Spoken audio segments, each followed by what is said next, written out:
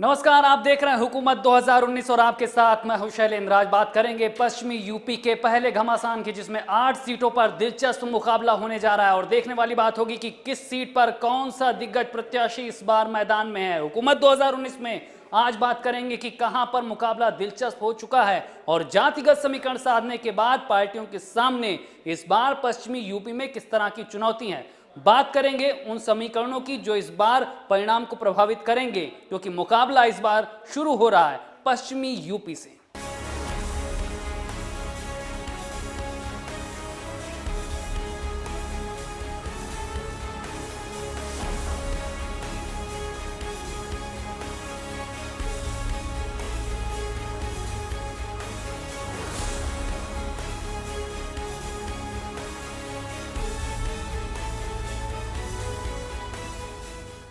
तो पश्चिमी यूपी से चुनाव का आगाज होगा, जिसके लिए चुनावी शोर अब थम चुका है और देखने वाली बात होगी कि पश्चिमी यूपी में इस बार मतदाता के मन में क्या है और मतदाता इस बार किसे देश की सबसे बड़ी संसद के लिए चुनकर भेजता है।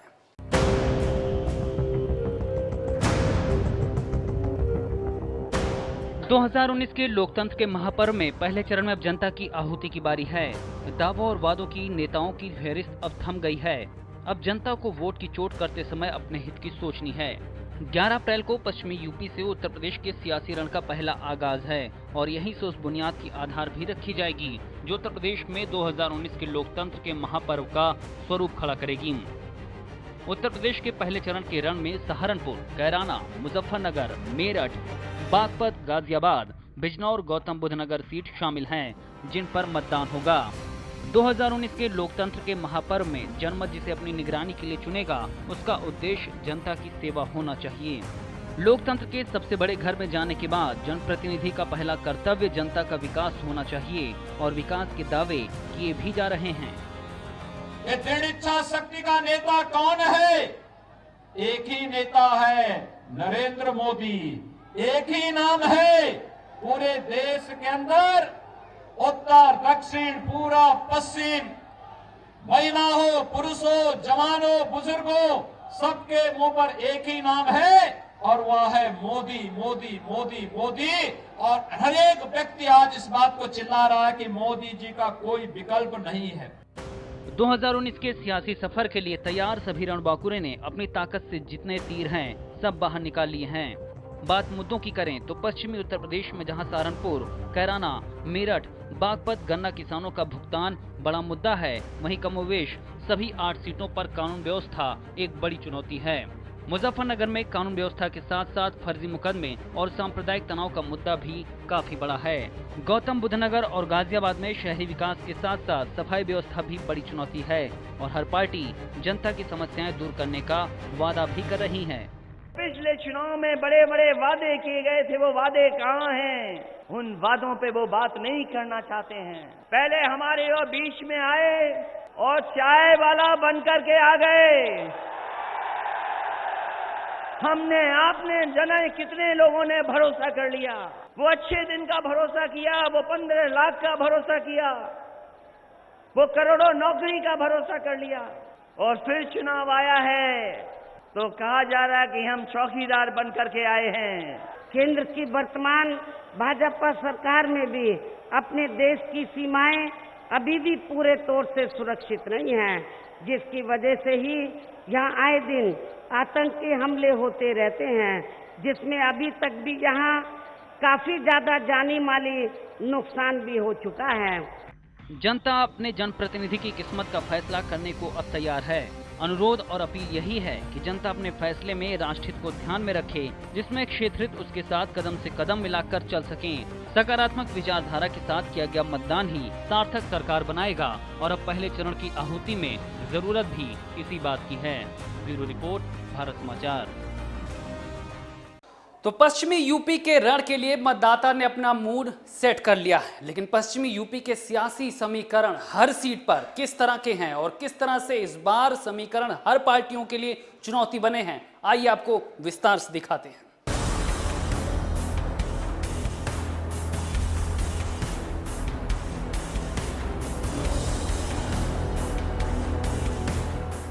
पश्चिमी यूपी में प्रचार के जरिए प्रत्याशियों ने पूरी ताकत झोंक दी है। अब 11 अप्रैल को मतदाताओं की बारी है। जिन 8 सीटों पर चुनाव होने हैं, पिछली बार उन पर बीजेपी का कब्जा था, लेकिन इस बार गठबंधन के कारण समीकरण काफी बदल गए हैं। सबसे पहले सहारनपुर सीट की बात करें तो यहां पर बसपा से हाजी फजलुर रहमान मैदान में हैं, तो कांग्रेस से इमरान मसूद और बीजेपी से राघव लखनपाल मैदान में हैं। सहारनपुर में बीजेपी ने मौजूदा सांसद राघव लखनपाल को मैदान में उतारा है। वहीं कांग्रेस ने पिछली बार 65,000 वोटों से हारने वाले इमरान मसूद पर दांव लगाया है। बीएसपी ने हाजी फजलुर रहमान को मैदान में उतारा है। सहारनपुर में करीब 50% दलित मुस्लिम वोटर हैं। जातीय समीकरण के हिसाब से गठबंधन के लिए राह आसान हो सकती है। बात गाजियाबाद लोकसभा सीट की करें तो बीजेपी से वीके सिंह यहां पर प्रत्याशी हैं, जबकि सपा से सुरेश बंसल और कांग्रेस से डॉली शर्मा मैदान में हैं। 2014 में जनरल वीके सिंह ने करीब 6.25 लाख वोटों से जीत का इतिहास रचा था। बीजेपी को एसपी, बीएसपी, कांग्रेस के कुल वोटों से करीब 3.25 लाख वोट अधिक मिले थे। जनता से वादों की कसौटी और क्षेत्र में सक्रियता के सवालों के बीच जनरल वीके सिंह को एसपी बीएसपी गठबंधन से सीधी चुनौती है। वहीं कांग्रेस ने ब्राह्मण प्रत्याशी उतारकर वोटों के बंटवारे की जमीन भी तैयार कर दी है। मेरठ लोकसभा सीट की बात करें तो यहां से बीजेपी के राजेंद्र अग्रवाल, बीएसपी से हाजी याकूब कुरैशी और कांग्रेस से हरेंद्र अग्रवाल मैदान में हैं। वैसे तो कई बार मेरठ में बीजेपी के ही खाते में लोकसभा सीट रही है, लेकिन एसपी बीएसपी आरएलडी गठबंधन के चलते इस बार बीजेपी के लिए चुनाव जीतना काफी चुनौती भरा हो चुका है। लगातार 2 बार सांसद रहने की एंटी इनकम्बेंसी और कांग्रेस के वैश्य उम्मीदवार के चलते बीजेपी के राजेंद्र अग्रवाल की लड़ाई और मुश्किल हो गई है। बीएसपी से याकूब कुरैशी भी मैदान में हैं। बागपत लोकसभा सीट की बात करें तो आरएलडी से जयंत चौधरी और बीजेपी से सत्यपाल सिंह मैदान में हैं। जाटलैंड का दिल माने जाने वाली बागपत सीट जाट और किसान नेता चौधरी चरण सिंह की विरासत से जुड़ी है। पिछले 42 सालों में महज 6 साल ये सीट चौधरी परिवार से बाहर रही है। इसमें 2014 के चुनाव में आरएलडी के मुखिया अजीत सिंह की करारी हार भी शामिल है। फिलहाल बीजेपी ने मुंबई पुलिस कमिश्नर रहे सत्यपाल सिंह को फिर से मैदान में उतारा है। जाट, दलित और मुस्लिम वोटरों की कुल तादाद यहां करीब 60% है। जाट सियासत के अगुआ चौधरी परिवार के प्रति जाटों का दिल इस बार पसीजने की आहट ने भी जयंत की उम्मीदें बढ़ा दी हैं। कांग्रेस ने बागपत में अपना प्रत्याशी नहीं उतारा है। गौतम बुद्ध नगर लोकसभा सीट की बात करें तो बीजेपी से महेश शर्मा, बीएसपी से सतवीर नागर और कांग्रेस से अरविंद सिंह चौहान मैदान में हैं। गौतम बुद्ध नगर में भी सियासत जातीय तिलिस्म में उलझी हुई है। 2014 में महेश शर्मा ने जीत दर्ज की थी। फिलहाल केंद्र सरकार में मंत्री का ओहदा हासिल करने वाले महेश शर्मा के लिए इस बार अपनी जीत दोहराने की चुनौती है। महेश शर्मा को गठबंधन के प्रत्याशी सतवीर नागर से कड़ी टक्कर मिलेगी। बिजनौर लोकसभा सीट की बात करें तो बीजेपी से कुंवर भारतेंद्र सिंह यहां पर प्रत्याशी हैं, जबकि बीएसपी से मलूक नागर और कांग्रेस से नसीमुद्दीन सिद्दीकी मैदान में हैं। बिजनौर में गठबंधन, बीजेपी और कांग्रेस तीनों के पास बड़े चेहरे हैं। मुजफ्फरनगर दंगों के आरोपी रहे कुंवर भारतेंद्र सिंह को बीजेपी ने फिर से चुनाव मैदान में उतारा है। एक समय में मायावती का दाहिना हाथ रहे नसीमुद्दीन सिद्दीकी को कांग्रेस ने टिकट दिया है। नसीमुद्दीन ने अगर मुस्लिम वोटों में सेंध लगाई तो बीजेपी को फायदा हो सकता है और गठबंधन प्रत्याशी मलूक नागर को नुकसान हो सकता है। मुजफ्फरनगर लोकसभा सीट की बात करें तो आरएलडी से चौधरी अजीत सिंह और बीजेपी से संजीव बालियान मैदान में है। मुजफ्फरनगर में इस बार सीधी लड़ाई जाट सियासत की रहनुमाई का दावा करने वाले छोटे चौधरी अजीत सिंह और 7 साल पहले सियासत में एंट्री करने वाले संजीव बालियान के बीच में है। 2014 में अजीत सिंह अपने गढ़ बागपत में हार गए थे और इस बार बागपत सीट अपने बेटे को देकर मुजफ्फरनगर से वो मैदान में हैं। कैराना लोकसभा सीट की बात करें तो समाजवादी पार्टी से तबस्सुम हसन, बीजेपी से प्रदीप चौधरी और कांग्रेस से हरेंद्र चौधरी मैदान में हैं। एसपी, बीएसपी और आरएलडी के गठबंधन के चलते कैराना के जातीय समीकरण अब तबस्सुम की जीत आसान करने के लिए काफी हैं। 30% से अधिक मुस्लिम, दलित वोटरों की मौजूदगी के बीच 2 लाख जाटों का वोट भी यहां काफी अहम है। हालांकि कांग्रेस ने जाट उम्मीदवार उतारकर बीजेपी और गठबंधन दोनों के लिए चुनौती पेश कर दी है। ब्यूरो रिपोर्ट, भारत समाचार।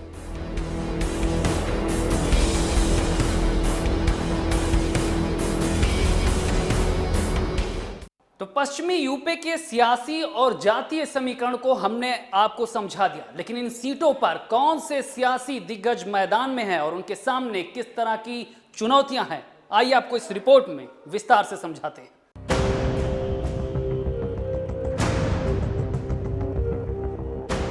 लोकसभा चुनाव के पहले चरण में 11 अप्रैल को पश्चिमी यूपी की 8 सीटों पर मतदान होना है और चुनाव प्रचार थम चुका है, यानी कि 11 अप्रैल को सुबह 7 बजे से मतदान शुरू हो जाएगा। इन सभी सीटों पर बीजेपी के दिग्गजों, सपा, बसपा और आरएलडी के उम्मीदवारों की साख दांव पर है। यहां से 2014 में बीजेपी ने क्लीन स्वीप किया था। जिन 8 सीटों पर मतदान होना है उसमें गौतम बुद्ध नगर, मुजफ्फरनगर, सहारनपुर, गाजियाबाद, बागपत, बिजनौर, कैराना और मेरठ की लोकसभा सीटें शामिल हैं। इन सीटों पर कई दिग्गजों की किस्मत दांव पर है, जिसमें गौतम बुद्ध नगर से बीजेपी से महेश शर्मा, कांग्रेस से अरविंद सिंह और बीएसपी से सतवीर नागर की साख दांव पर है। तो वहीं मुजफ्फरनगर से बीजेपी से संजीव बालियान और आरएलडी से अजित सिंह की साख भी दांव पर लगी हुई है। सहारनपुर से बीजेपी से राघव लखनपाल, कांग्रेस से इमरान मसूद और गठबंधन से फजलुर रहमान की साख भी दांव पर है। इसके अलावा गाजियाबाद से बीजेपी से जनरल वीके सिंह, कांग्रेस से डॉली शर्मा और सपा से सुरेश बंसल की भी साख दांव पर लगी हुई है। उधर बागपत से आरएलडी से जयंत चौधरी और बीजेपी से सत्यपाल सिंह की भी साख दांव पर है। बिजनौर से कांग्रेस से नसीमुद्दीन सिद्दीकी, बीएसपी से मलूक नागर और बीजेपी से भारतेंद्र सिंह की भी साख दांव पर लगी हुई है। कैराना से बीजेपी से प्रदीप चौधरी, सपा से तबस्सुम हसन और कांग्रेस से हरेंद्र मलिक भी इस बार ताल ठोक रहे हैं। तो वहीं मेरठ से बीएसपी से हाजी याकूब कुरैशी, कांग्रेस से हरेंद्र अग्रवाल और बीजेपी से राजेंद्र अग्रवाल की साख दांव पर लगी हुई है। चुनाव प्रचार थमने के बाद अब 11 अप्रैल को इन उम्मीदवारों की किस्मत ईवीएम में कैद हो जाएगी। बहरहाल 2014 जैसी इस बार मोदी लहर नहीं है और सपा बसपा आरएलडी के गठबंधन से सियासी समीकरण एक तरफा नजर आ रहे हैं। देखना होगा कि मतदान के बाद ये समीकरण किसके पाले में जाएगा। बीजेपी फिर से इतिहास दोहराएगी या गठबंधन उत्तर प्रदेश में भारतीय जनता पार्टी का रथ रोकने में कामयाब हो जाएगा। ब्यूरो रिपोर्ट, भारत समाचार। तो पश्चिमी यूपी के रण में सियासी तस्वीरें और भी हैं, लेकिन यहां पर रुकेंगे एक छोटे से ब्रेक के लिए।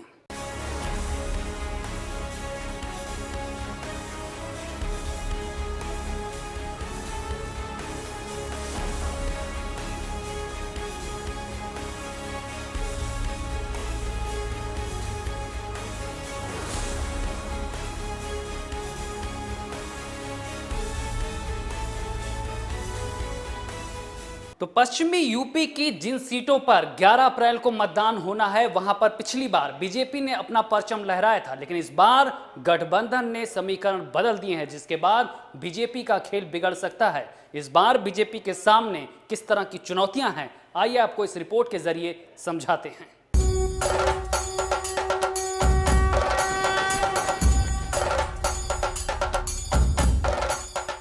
उत्तर प्रदेश के पहले चरण में जिन 8 सीटों पर मतदान होना है, वहां पर सबसे ज्यादा बीजेपी की प्रतिष्ठा दांव पर लगी हुई है। 2014 के लोकसभा चुनाव में इन सभी सीटों पर बीजेपी जीती थी। सिर्फ कैराना की बात करें तो 2018 के हुए उपचुनाव में कैराना की सीट बीजेपी के हाथ से निकल गई थी। 2014 में सीट के हिसाब से अगर बात की जाए तो हर सीट पर बीजेपी लगभग 40% से ज्यादा ही वोट हासिल किया था। गौतम बुद्ध नगर में 50% वोट मिला था। बागपत में कुल वोट प्रतिशत में बीजेपी को 42% वोट मिले। सहारनपुर में 39.6% वोट मिला। मुजफ्फरनगर में 59% वोट मिला। कैराना में 45% वोट मिला था। गाजियाबाद में 56.5% वोट बीजेपी को मिला। मेरठ में 47.86% वोट मिला था। बिजनौर में 45.9% वोट बीजेपी के खाते में गए थे। अगर इन्हीं सीटों पर महागठबंधन के वोट बैंक को देखें तो महागठबंधन में शामिल सपा बसपा और आरएलडी के वोट को जोड़ दिया जाए तो बीजेपी के खाते में गई सभी सीटें महागठबंधन के खाते में जाती दिख रही हैं। अभी सबसे अहम है कि 2014 में जिस तरीके से वोट पड़े थे और सपा बसपा और आरएलडी के अलग अलग चुनाव लड़ने से जो वोट प्रतिशत उनके पास गया था, गठबंधन में आने के बाद जुड़ता कितना है। पहले चरण के रण में बीजेपी के लिए सबसे बड़ी चुनौती भी गठबंधन ही है। गठबंधन के वोट बैंक का प्रतिशत अगर जुड़ता है तो बीजेपी के लिए सभी सीटों पर चुनौती बढ़ जाएगी। अगर 2014 के सपा बसपा के वोट की गणना करें तो सभी सीटों पर बीजेपी को कड़ी टक्कर मिल रही है। पिछली बार बीजेपी ने जाति समीकरण को साधते हुए जाट वोट बैंक को अपने कब्जे में किया था और उसी के सहारे इस बार भी चुनावी मैदान में सब कुछ जीतने की तैयारी में है।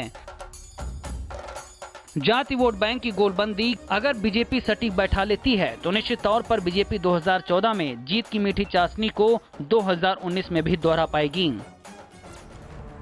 लेकिन महागठबंधन अगर जाति समीकरण की गोलबंदी को अपनी तरफ करने में सफल होता है और जिस वोट को पिछले चुनाव में अलग अलग रहने के दौरान इन दलों ने पाया था उसे एकजुट करते हैं तो बीजेपी के लिए पहले चरण का रण 2014 जैसा तो नहीं रहेगा। बीजेपी ने 2014 में मोदी लहर और कांग्रेस के गुस्से से भरे देश के माहौल का फायदा उठाया था, जो 2019 के चुनाव में पिछले चुनाव के मुकाबले घटा है। ब्यूरो रिपोर्ट, भारत समाचार।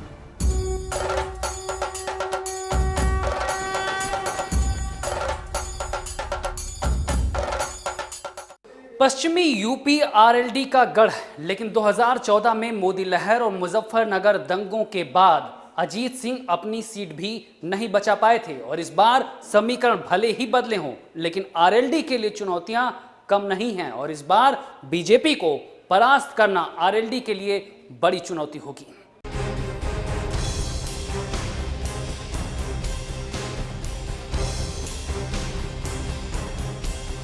पश्चिमी उत्तर प्रदेश में आरएलडी का अपना अच्छा खासा आधार रहा है, लेकिन मुजफ्फरनगर दंगे की आंच में उसकी सारी राजनीति खाक हो गई।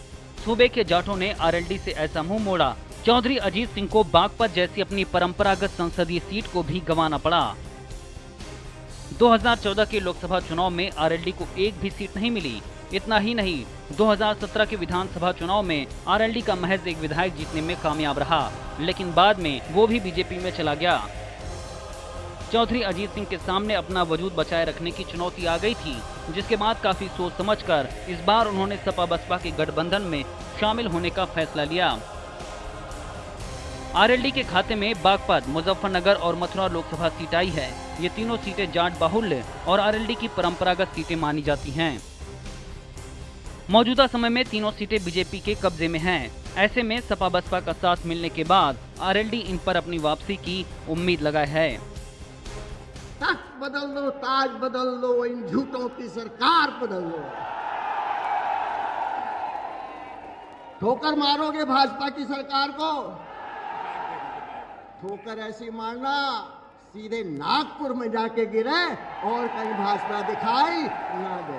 भाजपा सिर्फ हारेगी ही नहीं, भाजपा का सूपड़ा साफ हो जाएगा। मौजूदा राजनीतिक मिजाज को भांपते हुए चौधरी अजीत सिंह अपने सियासी वजूद को बचाए रखने के लिए ही सपा बसपा गठबंधन में हिस्सेदार बने हैं। इसी का नतीजा है कि उन्हें 3 सीटों से ही संतोष करना पड़ा है, जबकि एक दौर में पश्चिम यूपी में आरएलडी की तूती बोलती थी। पश्चिमी यूपी की बागपत, मुजफ्फरनगर और मथुरा के अलावा मेरठ, हापुड़, आगरा, सहारनपुर, अमरोहा, बिजनौर, नगीना, हाथरस, अलीगढ़ और कैराना लोकसभा सीट पर आरएलडी का अपना मजबूत जनाधार रहा है और साल 2009 के लोकसभा चुनाव में आरएलडी 5 लोकसभा सीटें जीतने में कामयाब रही थी। लेकिन 2014 में ऐसी मोदी लहर चली कि आरएलडी अपने गढ़ में खाता तक नहीं खोल पाई और इस बार अजीत सिंह के निशाने पर मोदी हैं और इरादा है कि पश्चिम में फिर से परचम लहराना है। हमारे देश के प्रजातंत्र में ये सिस्टम है, एक पार्टी या गठबंधन का नेता प्रधानमंत्री बनेगा और वो सारे देश का प्रधानमंत्री होगा। मोदी जी भाजपा के प्रधानमंत्री बने, भाजपा के प्रधानमंत्री हैं और हमारे प्रधानमंत्री नहीं हो सकते हैं।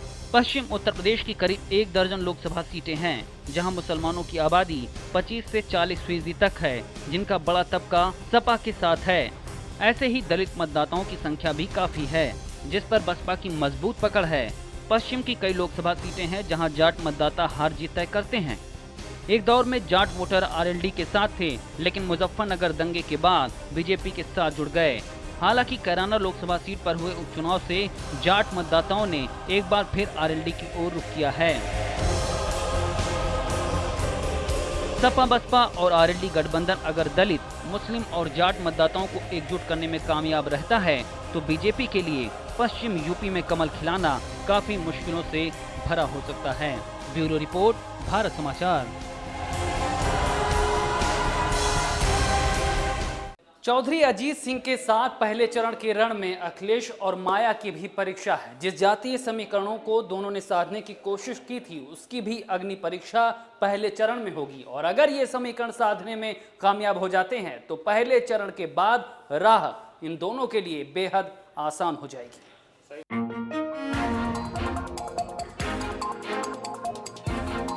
एक तरफ जहां अजीत सिंह जाट वोटरों के सहारे जीत का सपना देख रहे हैं, तो वहीं मायावती और अखिलेश दलित, पिछड़े और मुस्लिम वोटरों को साधने की पूरी कोशिश कर रहे हैं।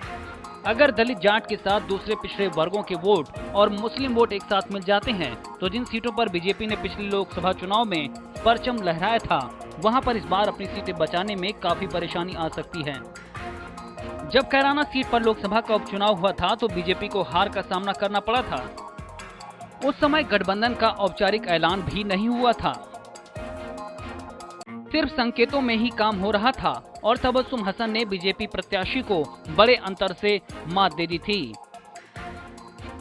लेकिन अब पश्चिम में चुनाव प्रभावित करने वाली 3 प्रमुख जातियों का नेतृत्व करने वाले नेता एक मंच पर रैली करके अपने कार्यकर्ताओं में जोश भी भर चुके हैं और कार्यकर्ताओं में काफी कॉन्फिडेंस भी है कि इस बार वो इतिहास रच देंगे। माया, अखिलेश और अजीत सिंह को भी शायद जातीय समीकरण के आधार पर ही जीत की राह इतनी आसान लग रही है। यही गरीब, किसान, दलित, अल्पसंख्यक, यही पिछड़े इस बार मिल करके एक एक चौकीदार की चौकी छीनने का काम करेंगे। की इस अपार भीड़ की जानकारी प्रधानमंत्री श्री नरेंद्र मोदी को मिलेगी, तो फिर वे इस बने गठबंधन से घबराकर अब जरूर पगला जाएंगे। पश्चिमी यूपी को वैसे तो जाटलैंड कहा जाता है, लेकिन अगर इन जाट वोटों के साथ दूसरे समुदाय के वोट भी साथ में जुड़ जाएं, तो जीत एकदम पक्की मानी जाती है। और मुस्लिम वोट जुड़ने के बाद तो संसद पहुंचने का रास्ता एकदम साफ हो जाता है।